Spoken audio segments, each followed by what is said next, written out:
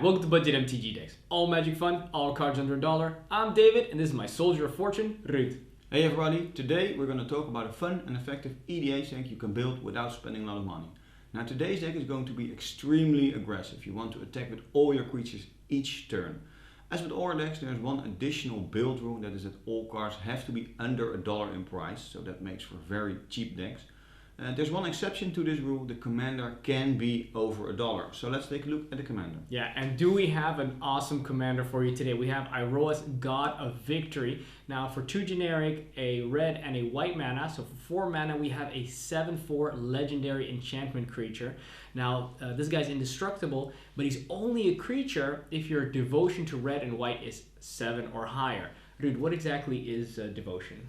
Well, devotion means that when you look at the casting cost of all your cards, that is in the top right corner of the cards, you have mana symbols of colors. If you have 7 or more symbols that are either red or white, then your devotion is 7. So that means Iroas will only be a creature at that time. Yeah, so you just look at your permanents. Could be enchantments, could be creatures, doesn't matter. Iroas already has 2 devotion from himself, so he only needs 5 more symbols on top of that, and then he's also a creature. So as an additional ability, is creatures you control can't be blocked except by 2 or more creatures. Now this is the case whether Iroas is an enchantment or whether he is an enchantment creature, so it starts working right away. And you can prevent all combat damage that would be dealt to attacking creatures you control. So what is going to be the role of the commander? It's going to be to give all your creatures menace, which is going to make them really difficult to block them. And on top of that, it's going to protect your creatures during attack, so even if they are blocked, they won't die to the damage that are received by the blocking creatures, so you can attack with impunity. Ruud, what kind of cards are we going to need to make this work? We will need 28 beater cards, so just strong creatures that want to attack each turn, 11 anthems, 11 control cards, and 9 removal cards. Now all the last cards I just mentioned are mostly creatures, so even the anthems are a creature with an anthem on them, so they buff the other creatures. Yeah. And of course we will need 40 land cards. So in an ideal world, what would be the perfect turn progression? Well, turn 1 we would like an anthem card. Turn 2 we would like a beater. Turn 3 also a beater. Then turn 4 our commander. Turn 5 some control and maybe another anthem. And then turn 6 and onward we will have some removal things, removal creatures and anthems. Yeah, so the most important thing about this deck is we are going to be attacking with creatures. So we're going to need a lot of beaters. Let's have a look at those first. We divided the beaters into 4 classifications. The first one is 2 drops, just a few true drops that come in very early and we can use to smash face with. Then we have double strikers, flyers, and creatures that have cool abilities. Let's start with the 2 drops. Our first card is Wandering Champion for a generic and a white. So for 2 mana we get a 3/1 human monk. It states that whenever a Wandering Champion deals combat damage to a player, if you control a blue or red permanent, well, we can only really control a red permanent, but if we do, we can discard a card, and if we do, draw a card. We don't really have this creature in here for the ability. It's mostly just for 2 mana we get a 3/1, and if Iroas is on the battlefield, that 1 toughness is not really going to matter when people block it. No, exactly. Well, it is some card selection, of course, so it could be nice. Then we have Daring Skyjack for 2 mana. It's also a 3/1 creature, and this one has Battalion, which means when this one attacks with 2 other creatures, then it gains some special ability. In this case, as you can see, it gains flying. Pretty nice. Then we have a Wojek Halberdiers, also for 2 mana. We get a 3/2, a little bit more toughness. Also has Battalion, and this guy, when he attacks with 2 other guys, he gains first strike. A little bit redundant if it is indestructible, yeah. But still. Then we have, it's not indestructible, it just doesn't receive any damage. That's true, yeah, it's true. Then we have Spirit of the Labyrinth, at 2 mana, it's a 3/1 of course, and each player can draw more than 1 card each turn. In a lot of commander sessions this can come in really handy, because you are not drawing additional cards. Since you're playing aggro white-red, doesn't have a lot of card draw. No. And your opponents might in a lot of cases. A lot of times when your opponents see that card come down on turn 2, you'll hear a sigh and frustration, and people will use their early removal to get rid of it because it really hoses a lot of decks. Then we move on to the double strikers. For 2 mana we have Fencing Ace, a 1/1 with double strike.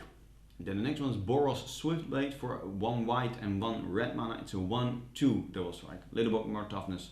Yeah. Could help. Yeah. Then we have Sky Hunter Skirmisher for 3 mana, also a 1/1 double strike, this time with flying. You have Aven Sunstriker for 3 mana, also a flying 1/1 double strike, but this one has Mega Morph, which means that you can put it down for its morph cost. That's 5 mana. It's 3, then you will have a 2/2 creature, and you can morph it for 5 mana, and then it will become this creature with a +1/+1 counter on it. So if you do this, which you might not do, but still it could happen, then it will be a 2/2 flying double strike. Don't do that. No. Not necessary. Then we have Hearthfire Hobgoblin, also for 3. We get a 2/2 double striker. 2/2 already.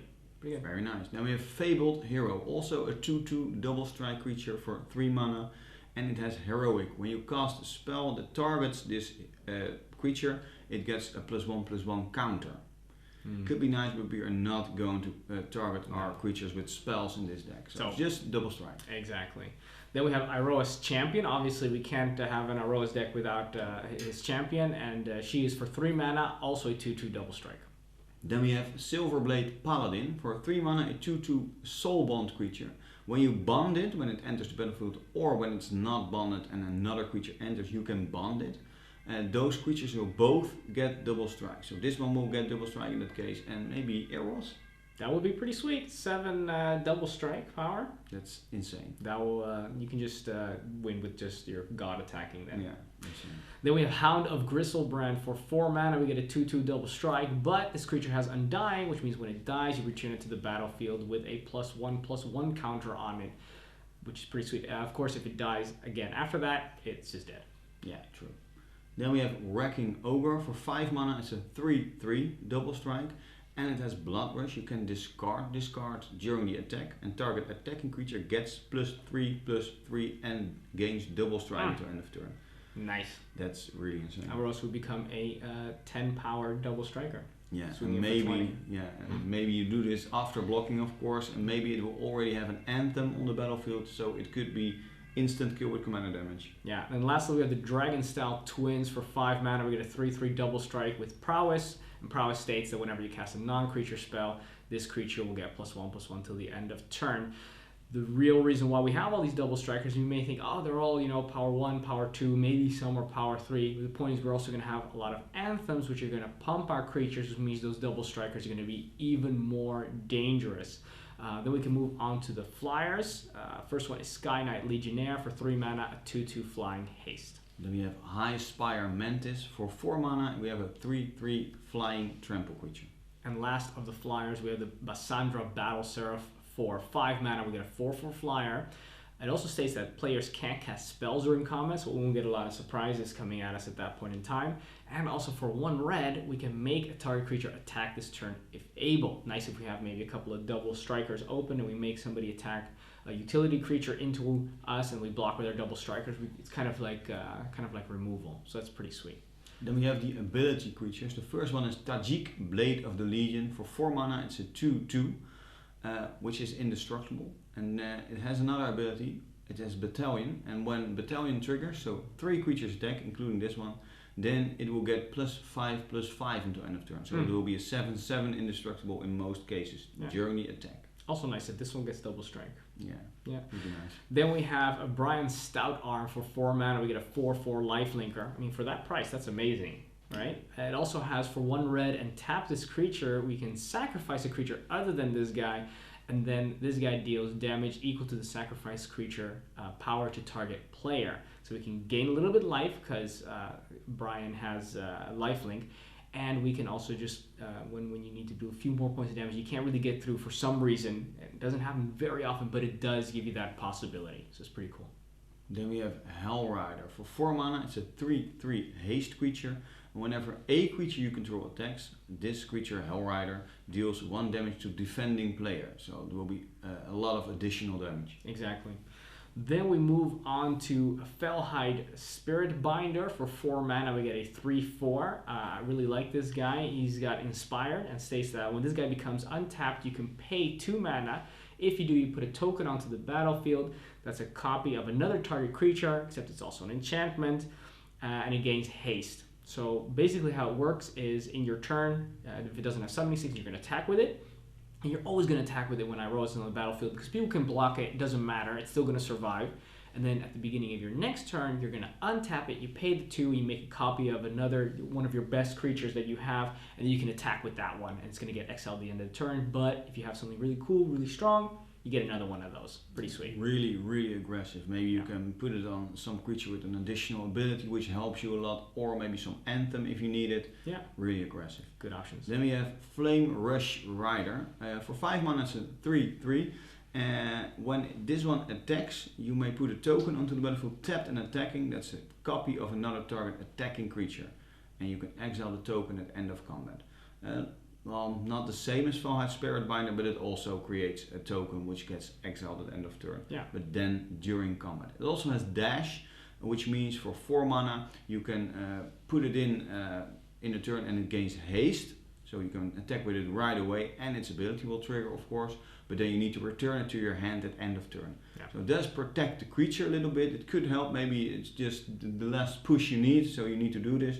But mostly we will want to cast it, I think. Just cast it normal, unless it's the last turn that you can win with a hasted creature. Maybe you're afraid of board wipes, so it could be that you don't want to let it be staying on the battlefield, but mostly you want to cast it. Exactly. Then we have Ogre Battle Driver for 4 mana. We get a 3/3, and I really love this guy because it states that whenever another creature enters the battlefield under control, that creature gets +2/+0 and haste into the end of turn, and you're really going to enjoy when this guy's on the battlefield, and every turn that you draw a creature, you're going to be able to pop it on the battlefield and attack with it right away. Then we have Zealous Conscripts. For 5 mana we get a 3/3 haste creature, and when it enters you gain control of target permanent, which is interesting. Untap the permanent and it gains haste until end of turn. Mostly you will choose a creature, I think. But it could really happen that you choose an enchantment or something else. Yeah, you never know. It's the fact that it's permanent. If other people are playing with planeswalkers or something, everything's possible. So it really opens up a lot of possibilities. Would be nice if you can put this on the battlefield when Brian Stoutarm is there, so you can sacrifice the taken over creature. Oh yeah, that's nasty. That's always good. Then we have Cyclops of Eternal Fury for 6 mana. It's kind of steep, but we get a 5/3, and it also states that creatures you control have haste. This guy is also a creature which you control, so this guy also has haste. Yeah, pretty nice. Not the biggest creature, but very nice. Then we have Victory's Herald. For 6 mana we get a 4/4 flyer, and when it attacks, all your attacking creatures gain flying and lifelink. Well, this can really help you a lot because you are going to be the beatdown deck, so people want to get rid of you maybe, and if you gain some life, well, could help a lot. Yeah, you're going to have a lot of creatures which can have haste, you can have some creatures which have flying, which have lifelink, and when they're attacking they need to be blocked by 2 creatures, and on top of that, they're not going to take any damage. If they are blocked, you're going to be attacking a lot. And what also is going to be helping a lot when you're attacking with a lot of creatures is if they are bigger than usual, which we were talking about before with our double strikers, which means we need some Anthems. So let's have a look at those next. We've divided the Anthems into Battlecry and Attack. So that means something triggers when you attack, or you want to use some ability when you attack. The first one is Signal Pass. For 1 mana we get a 0/1 with Battlecry. This states whenever this creature attacks, each other attacking creature gets +1/+0 until end of turn. It can be blocked except by flying creatures or reach creatures. Now of course it has 0 power, so that's, well, pretty big drawback on the card, but it will buff all the other creatures, so pretty nice. Yeah, and it's hard to block, and then when Iroas is on the battlefield, it doesn't matter if it gets blocked. It's not going to take any damage anyway. Exactly. So. Then we have a Quarter Paladin for 2 mana. We get a 3/1 with Battle Cry as well, so it's going to be able to attack pretty well with a 3 power, and it's going to be pumping all the other guys. Very nice. Then we have Goblin War Driver. For 2 red mana we get a 2/2 with Battlecry again. And then we have the last one, Hero of Oxid Ridge. For 4 mana we get a 4/2 with haste, pretty sweet. And it also has Battlecry, pumping your other creatures. And lastly, whenever this guy attacks, creatures with power 1 or less can't block it this turn. Really relevant against the decks that might be able to still block you, token decks. Maybe a lot of little tokens, yeah, maybe 1/1 spirits or something. Pretty sweet. Then we go on to the attack cards. The first one is Sunhome Guildmage. For 2 mana we get a 2/2. We can pay 3 mana, and then creatures you control get +1/+0. It seems 3 mana seems like pretty expensive to pay to get that boost, but if we're mana flooded, we have a lot of mana, then we can pay this a couple of times, 2, maybe 3 times. pretty nice, especially for those double strikers. On top of that, if we don't have a lot of creatures and we want some more, we can pay 4 mana and we get a 1/1 little soldier guy. Also pretty cool. Very with nice. haste. Yes. Then we have Consul's Lieutenant. For 2 white, we get a 2/1 first strike creature, but this one has Renown 1, which means when it deals combat damage to a player, you can put a +1/+1 counter on it and it becomes renowned. So you can do this only one time. Whenever this creature attacks, if it's renowned, so when that has happened already, other attacking creatures you control get +1/+1 until end of turn. Yeah, so pretty cool. You put this on turn 2, and then on turn 3 you're attacking with it. And basically from turn 4 onwards you've got a 3/2 that's also pumping all your guys with not +1/+0 but +1/+1. Pretty cool. Kind of like Piana Nomad Captain. For 3 mana we get a 2/2, and whenever this guy attacks, attacking creatures get +1/+1 till the end of turn. Then we have Instigator Gang. For 4 mana we get a 2/3 creature, and attacking creatures get +1/+0. You control. You control, important, yeah. That's important. Then at the beginning of each upkeep, if no spells were cast, so this includes the upkeeps of your opponents, if no spells were cast last turn, that is of course, then you can flip it and it will become Wild Blood Pack. It will be a werewolf at that point in time. Pretty cool. It will be a 5/5 trample, but then attacking creatures get +3/+0, which is of course insane. So you could actually try to trigger this yourself, so you don't want to cast any creatures. You keep your cards in your hands, maybe you're also afraid of board wipes, and then you will hope none of your opponents will cast 2 or more spells, because then it will flip right back again. Yeah, but even if it's just one turn of it being a 5/5 trampling attack, well actually it becomes a 8/5 when it attacks trampling, so it really does a lot of damage. Then we have a Crow and Phalanx. For 4 mana we have a 3/3 with Vigilance, and for 3 mana we can give creatures you control +1/+0 until the end of turn. Once again, still pretty expensive, but you've got it on a little creature that can just be attacking and blocking as well. Then we have Noblesse of War. For 5 mana, either red or white, you get a 3/4 flying creature, and attacking creatures you control get +2/+0. Of course, an insane anthem. Oh, super nice. What I especially love about Noblesse of War is that its devotion is already 5, which means that if you only have this card and you only have Iroas God of Victory, then Iroas has devotion 7 or more, which means that it is a creature. It's pretty sick. Then we have the last one of the attack anthems, and that is AGGRO Cost Wojek Veteran. For 5 mana we get a 3/3, and whenever this guy attacks, so this guy doesn't need to attack, attacking red creatures get +2/+0, and attacking white creatures get +0/+2. So it actually is a 5/5, and it's going to be pumping all your red creatures, going to be pumping all your white creatures, and if, as Noblesse of War, they're both creatures, it's going to get the +2/+2. Yeah, very nice. Yeah, those are the anthems, which means that we're going to be able to have creatures that become bigger when they attack, once again also with the double strikers or even with our regular creatures. And now what we want to do is have a little bit more control over the battlefield situation. So let's have a look at those cards. We divided the control cards into tap cards. These are cards that are going to be tapping our opponent's creatures so that we can attack more easily and our menace works even better. Then we also have the block cards, which basically state these are cards that are going to make it even more difficult for creatures to block. And finally we have the combat cards, which are going to be able to influence combat, how people block and how people attack. Let's have a look at the cards that tap first. The first one is Niblis of the Urn. For 2 mana we get a 1/1 flyer, and when this guy attacks you may tap target creature. Pretty nice. You got it on the battlefield, you attack, you say, okay, you know what, that guy, that flyer can't block now, so now you only have one other creature that could block, but since Iroas is out, and you need 2 creatures to block, and then everything gets through. Pretty cool. Yeah, this one can even tap something of another opponent. So maybe you want to tap something so the opponent you are attacking will attack the other player. Yeah. Then we have Master of Diversion. For 3 mana it will be a 2/2, and when it attacks, tap target creature defending player controls. So this needs to be the defending player. Yeah, but then again it's a 2/2, so it's going to be doing a little bit more damage. There's a card that I really like very much. It is Sidar Jabari. For 4 mana we get a 2/2. It's got flanking, which means that if a creature without flanking tries to block it, that creature is going to get -1/-1. So if it's a 1/1 indestructible, you could still kill it. And on top of that, when it attacks, you get to tap target creature defending player controls, making it even more difficult to block this guy properly. Then we have Heliod's Emissary. For 4 mana, a 3/3. When it attacks, tap target creature and opponent controls. It also has bestow. When you bestow it for 7, you get to enchant a creature with this enchantment, and then that creature will get all the abilities this creature has. So it will be +3/+3, and you also get to tap something when the creature attacks.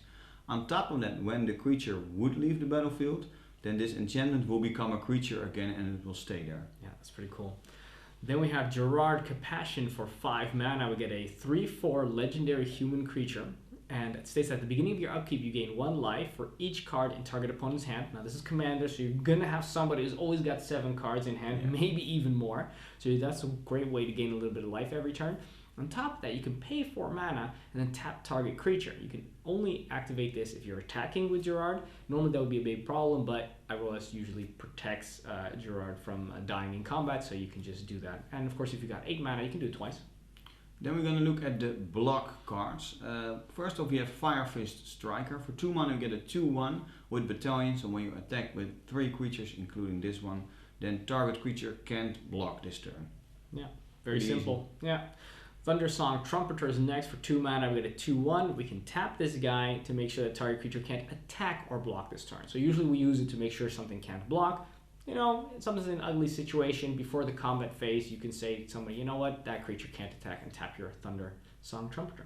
Could really help. Yeah. Then we have Goblin Heel Cutter. For 4 mana, we get a 3/2 creature. It has to attack each turn, but when it does attack, target creature can't block this turn.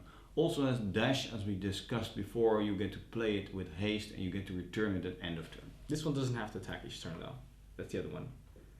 This one just, when it attacks, it can't block. So it's basically like the Fire Fist Striker, but it doesn't have any requirements. It's just 3/2 that can do that. True. Yeah. Then we have Gale Powder Mage for 4 mana. We get a 3/3 flyer, pretty decent already actually. And whenever this guy attacks, you get to exile another target creature and then return that card to the battlefield under its owner's control at the beginning of the next end step. So this could be used in reaction to, not in reaction, but if you suspect that you want to do a board wipe, for example, to protect one of your creatures, or you could use it to exile one of your opponent's creatures when you're attacking to make sure they can't block, or you could use it to just exile something of your opponent's, of a creature that has, for example, an enchantment on it, so that the enchantment drops off. True. Lots of possibilities. Then we're going to look at the combat control card. First off, we have maybe even the first instant of the deck, Master Warcraft for 4 mana. You can cast it only before attackers are declared, so at the beginning of combat. You choose which creatures attack and how creatures block. This is really insane. You can just choose nothing can block, or that some creatures have to block so they die. Yeah. Really insane. Yeah, it's really cool. You basically becomes it's a mass removal spell, because as your creatures don't die in combat, you can just make them have the worst blocks imaginable. Pretty cool. Somebody else who also does that is Audric, Master Tactician. For 4 mana, we get a 3/4 guy with first strike, and whenever this guy attacks with at least 3 other creatures, so it's kind of like Battalion, except you need 1 more creature, then you choose which creatures block and how they block. So it's essentially the same thing. Pretty awesome, and once Audric, Master Tactician, and Iroas God of Victory are both on the battlefield, it becomes really annoying for your opponents to try and stop you. Yeah, just insane. Then we have Boros Battle Shaper for 7 mana. It's a 5/5, and at the beginning of each combat, so also in your opponent's turns, up to 1 target creature has to attack or block, and up to 1 creature can't attack or block this combat. So a little bit complicated. You have to figure this out yourself. It's not that hard if you look at it closely. Well, just a lot of options. Exactly. Then we go on to the cards which are going to allow us to have a little bit more control over the battlefield when we're not attacking and blocking, and those are going to be the removal cards. We divided the removal cards into creature removal cards and other types of removal cards. First off, we have Starstorm for 2 red and X. Starstorm deals X damage to each creature. Now we've chosen these types of cards as instant speed removal because it deals damage, which means your creatures can take damage when they're attacking. So you're going to do this at the moment your creatures are attacking. So it's basically a board wipe, excluding your creatures from the board wipe. Yeah. Well, this card also has cycling 3, but I think you won't want to do that in most cases. You can discard it for 3 and draw another card. Could be when you don't have any creatures, when some board wipe happened or something. Yeah, it's so much fun when Iroas is on the battlefield. You've got all your 2 toughness creatures. For example, you attack. They say, okay, in reaction to that, now we're going to cast Starstorm for 4 mana. So all creatures get 2 damage. That means everybody else's creatures die, and your 2 toughness creatures or 1 toughness creatures are just sitting pretty. Not too shabby. Very nice. Then we have Arc Bond for 3 mana, also an instant. We choose target creature. Then whenever that creature is dealt damage this turn, it deals damage to each other creature and each player. What's very cool about this, of course, you're going to attack. Then if people block your creature with maybe a very big creature because they say, well, I'm just going to block it anyway, or maybe block with a couple of creatures, then you say, all right, now in reaction to that, I'm going to make sure that all that damage that goes onto that little creature is going to get shared among everybody, except, of course, our creatures can't die due to damage during combat. So they're just fine. Very nice. Then we have Devouring Light. For 3 mana we get an instant, exile target attacking or blocking creature. Pretty simple, could really help you in some situation. We did want some removal in the deck, so that's why it's in there. Yeah. It also has Convoke, well, your creatures can help you cast this spell. Each creature you tap pays for 1 or 1 mana of the color that creature has, so 1 white could be. So it could be for free, but then you will have to tap all your creatures, which most likely you don't want to do because you can't attack with them anymore. Unless, of course, they have a summoning sickness, you can still tap them for the Convoke cost. Yeah, could be a nice little surprise. Then we have a Jaya Ballard Task Mage for 3 mana. We get a 2/2 with a lot of very cool abilities. She's kind of like a mini Planeswalker when you think about it. For 1 red and tapping it, you get to discard a card and then destroy target blue permanent. I mean, you're playing Commander, somebody's going to have blue, and you're going to make life living hell for that person when Jaya comes on. The other abilities for 2 mana, tapping her and then discarding a card. She deals 3 damage to target creature or player, and creatures that dealt damage this way can't be regenerated, so that it can destroy a lot of different creatures. As long as you still have cards, lands, things that you're not going to use, it basically turns all of the cards in your hand into a lightning bolt. Pretty cool. And on top of that, for 7 mana and tapping it, this is a lot of mana, but when you discard a card and you do this, Jaya Ballard deals 6 damage to each creature and each player. So when you're going to do this, obviously you're going to do this during combat when you've attacked with all your creatures.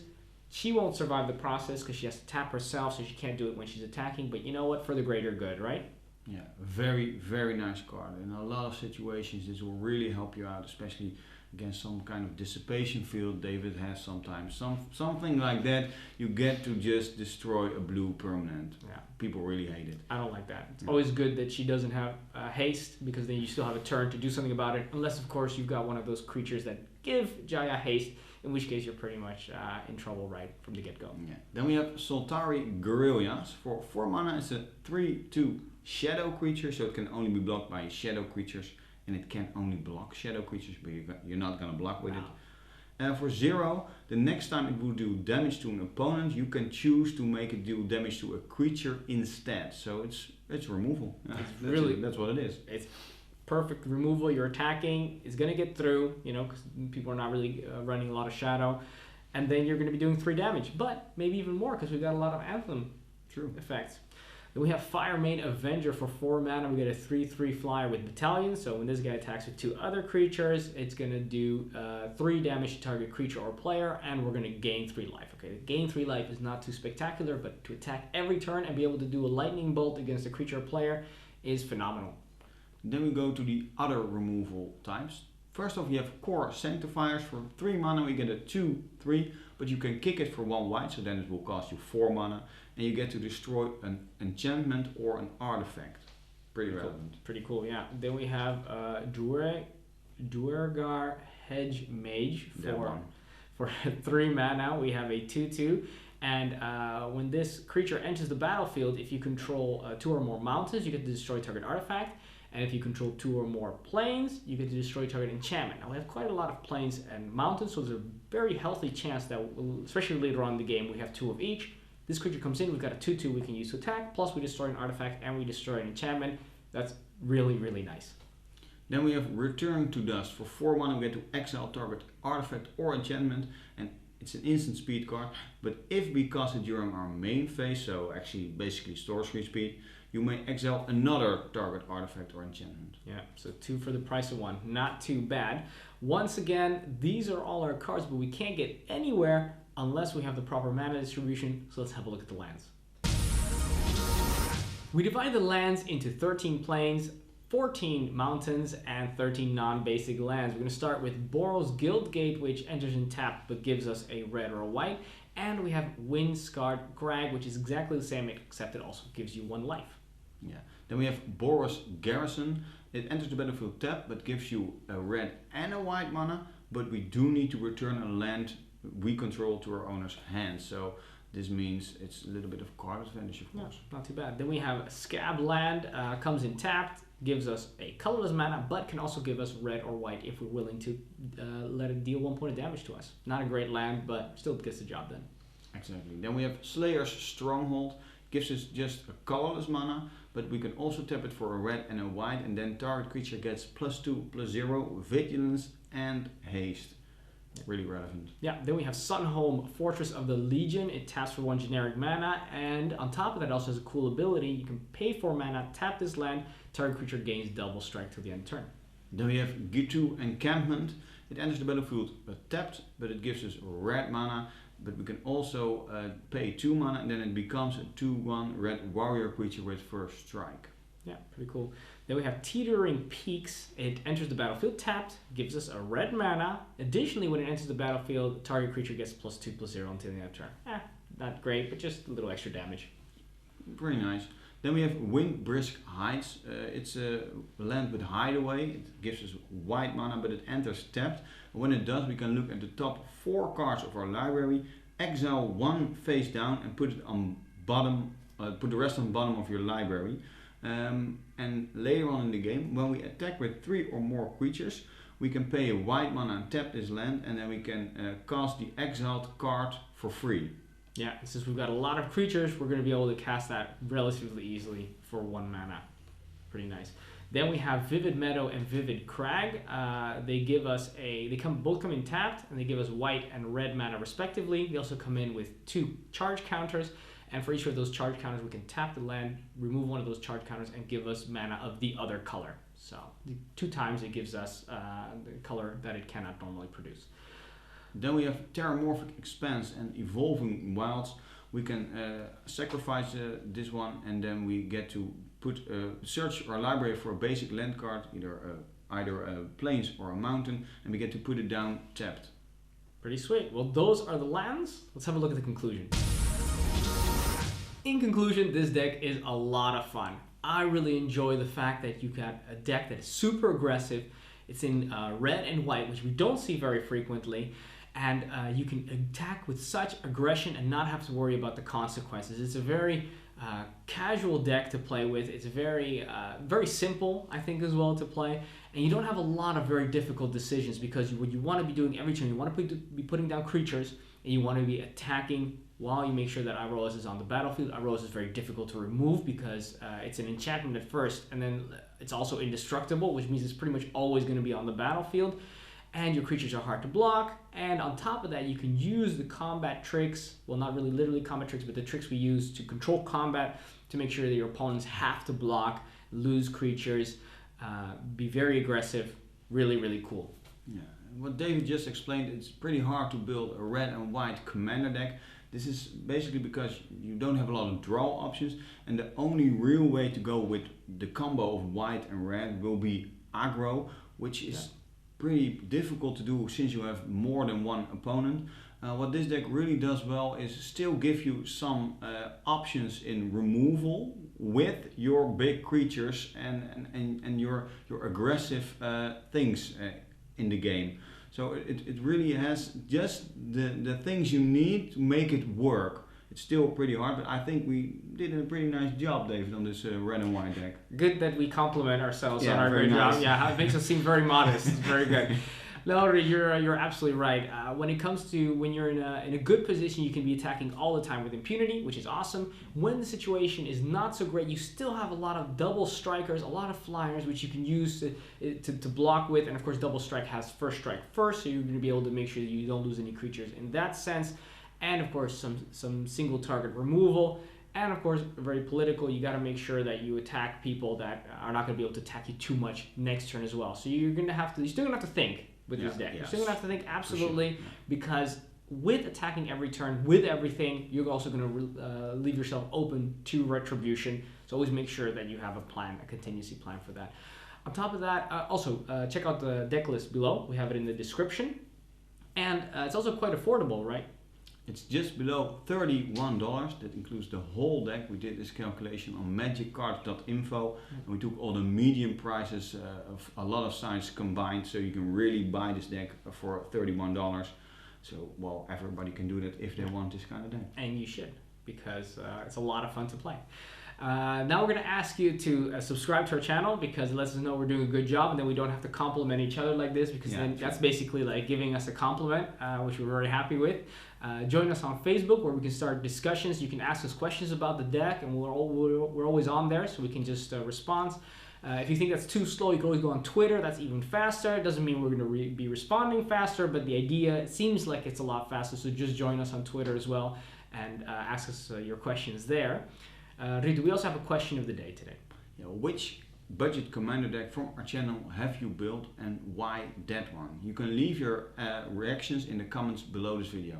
Yeah, we're very curious to find out, which ones you enjoy and which ones you've been building. So please let us know about that. Thanks for watching. I'm David, And I'm Ruud. and this was Budget MTG Decks.